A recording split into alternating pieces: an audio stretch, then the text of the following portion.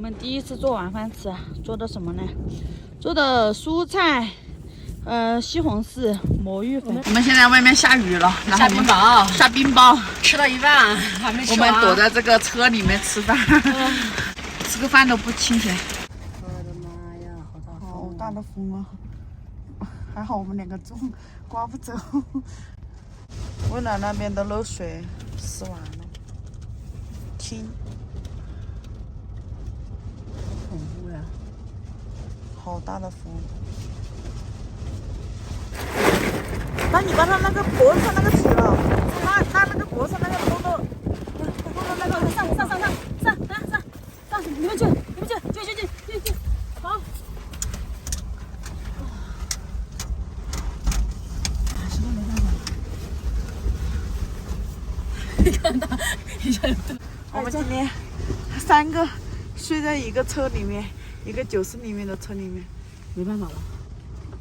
我就怕他拉屎拉尿，不会，别的还好。他不会，他拉说。你把我的脚压的，哎，就想要压，我就是圈着，就让他压下脚。哇，外面的狂风大雨的，我第一次是跟狗睡一个床上，啊，外面实在是太冷了，只能叫平安上来了。现在我们这个只有90公分，我们在床上腿都伸不直的。平安过来了以后，啊，我们就只能蜷着了，他睡在我的脚上面的。太冷了，我们就相依为命，就这么相互抱团取暖吧。啊，晚安，睡得着不？这么大的风。我觉得外面棚子取了，可能还没这么大响声哈。就是那个布，估计要吹烂。现在谁敢出去取啊？算了，就这样吧。好害怕呀！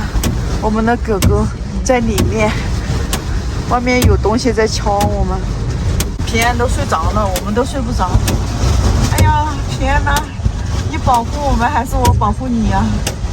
露营的第9天，狂风暴雨，现在又天气好了。昨天晚上跟平安一起睡，哇，他太重了，60多斤压在我腿上，腿都给我压麻了。本来我们那个车就比较小，谁说的狗也很冷，然后我们就把狗放到被子里面去了。